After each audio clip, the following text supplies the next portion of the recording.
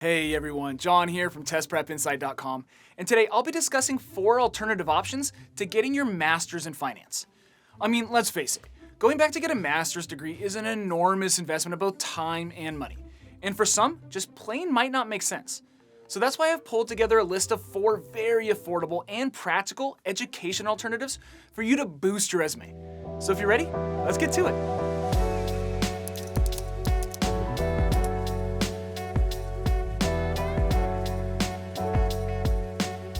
Alright, welcome back. So a quick outline for this video. First, just to set the stage, I'm going to break down the numbers around the average cost of a master's in finance.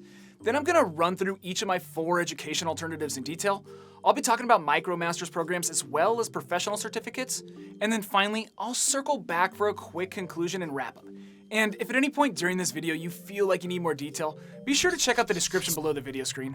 I'll link a ton of helpful information and sources down there regarding master's tuition costs, as well as links over to the 4 alternatives that I'll be discussing. Alright, so let's dig in here on the cost of a master's degree in finance. So the total tuition cost for a 2-year master's program can range anywhere from $30,000 all the way up to $120,000. This of course depends on the school, the format, whether it's online or in person, the length of the program, whether you're in-state versus out-of-state, etc., etc. And as you might imagine with any degree program, the tuition is greater at more prestigious schools. For example, the 18-month Masters of Finance program at MIT, which many consider to be one of the top 5 finance programs in the nation, costs right around $113,000. And that doesn't even take into account secondary expenses like room and board, books, supplies, fees, or the greatest secondary cost of them all, opportunity cost. I mean, to complete your master's program, you're more than likely going to need to take 12, 18, or 24 months off from work. So if you're making, say, an average of $65,000 per year, which is the national average for those with a bachelor's degree, then that could be another $65,000 or $130,000 in lost earnings. So in total, you very well could be looking at north of $200,000 all in to earn your master's in finance. That is a lot of money. Not to mention, you're sacrificing a year to 2 years of your life to this educational journey. So if that kind of cash or time commitment makes your head spin, or at least gives you pause, let's get into my list of alternative education options. And just to provide some context here, let me start by saying that my alternatives for you are comprised of professional certifications and MicroMasters programs, all from prestigious universities and Ivy League schools. Every year that goes by, highly specialized professional certificates and micro-degree programs gain ground on traditional degrees, including the Master's in Finance degree. Employers are starting to really look more and more for these specialized training and certification programs within certain niches, and they give it real value on resumes, often finding it to be just as worthwhile as some full-fledged master's degrees. So with that in mind, let's kick it off with my first alternative, the MIT MicroMasters program in finance. That's right, the same university that I just referenced earlier that charges well over $100,000 for their full-fledged master's program offers an online MicroMasters program for a fraction of the cost. And when I say fraction, I mean it. The program costs less than $2,500. And for those of you out there wondering exactly what a MicroMasters program is, well, it's exactly what it sounds like. It's a condensed version of a full master's. The program is comprised of a series of 5 graduate-level courses that are designed and carried out by actual MIT Sloan School of Management professors. And to be clear, this isn't just sitting down and watching a few pre-recorded lectures. This is a real online class experience. You get assignments at every class, and each course culminates with a virtual proctored exam that you need to pass in order to get credit for the course. And on that point of credits, not only do you get a degree certificate at the end of the program, but if you do feel so inclined to apply to MIT's full-fledged Master's in Finance program after having taken the MicroMasters courses, you get full credit for all of the courses completed, which is pretty cool. So it really is like a micro version of the whole hog MIT Sloan Masters of Finance program.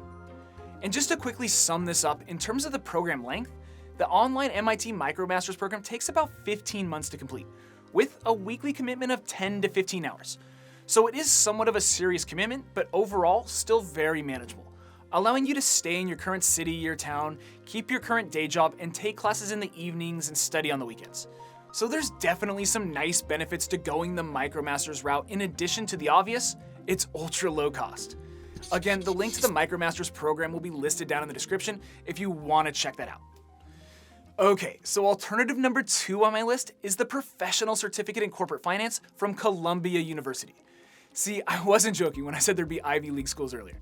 So this is another online program built around a series of classes from professors at an elite university, but it is somewhat different from the MIT program I just discussed. For one, rather than focusing on the foundations of modern finance from a more general standpoint, this program takes a deep dive into the principles of corporate finance, more specifically risk return, cost of capital, and the valuation of free cash flow. And for two, this is a self-paced program as opposed to being a set study program with fixed class times like the MIT MicroMasters. In other words, it's totally self-driven. That said, the typical student takes around 3 months to complete this program with just 3 to 4 hours dedicated each week to class time and study. So overall, it's a much lighter commitment. And finally, this Columbia certificate program is sort of focused more on skill building rather than straight schoolwork. It's almost more like a workshop than a traditional class. You'll be given a variety of real-world transactions and case studies and asked to build Excel models to deepen your understanding of key concepts. But the result is the same, with you getting a certificate at the end and being able to slap the Columbia name on your resume. And finally, just to round this out with cost, this program is very approachably priced at around $700. Okay, the third alternative on the list is another professional certificate. This one is the Personal Finance Certificate from Indiana University. This program is great for financial service professionals looking to juice up their resumes. Think CFPs, financial advisors, tax advisors, estate planners, financial coaches, retirement planners, etc., etc. The program is taught by 2 Kelley School of Business professors at Indiana University, and like the Columbia Professional Certificate, this program is self-paced, meaning you can study when you can. Nights, weekends, lunch breaks, whenever. That's one of the beautiful things about the format of these professional certificate programs. But with that said, most individuals take around 3 months to complete the course with only 4 to 6 hours per week. So again, fairly light commitment on your part. And as far as price goes, the program is very affordable, coming in at less than $600. Okay, on to the last program on my list, and that's the University of Maryland MBA MicroMasters program.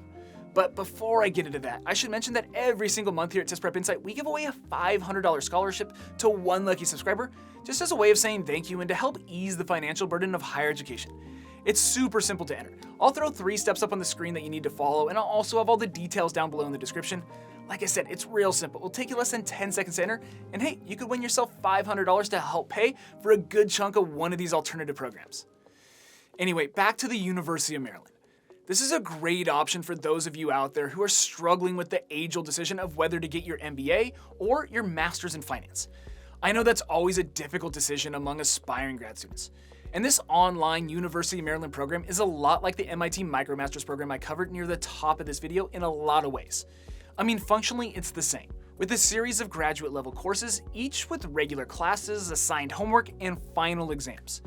And with the option to apply MicroMasters credits down the road to a full MBA. But where the MIT MicroMasters program focuses on finance alone, the Maryland program gives you a broader range of core MBA classes like marketing management, financial accounting, and global business strategy. And the University of Maryland program is more comprehensive, with 7 total classes to be completed to get your degree certificate.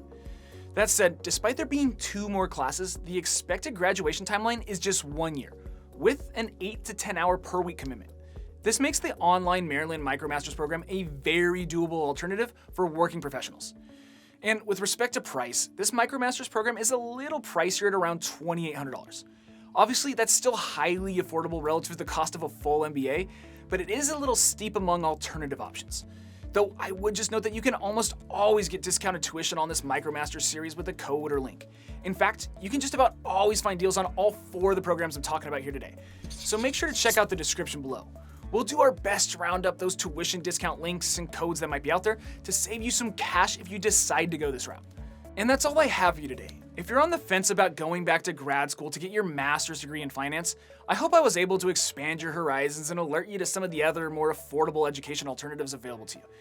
It's a big decision with a lot at stake, so you want to make sure you get it right. And on that note, don't forget to check out the description for links over to each of the programs I talked about today. There's a lot more info down there that you'll want to check out during your research process.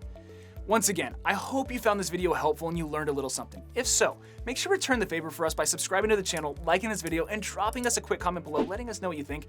That'd really be appreciated.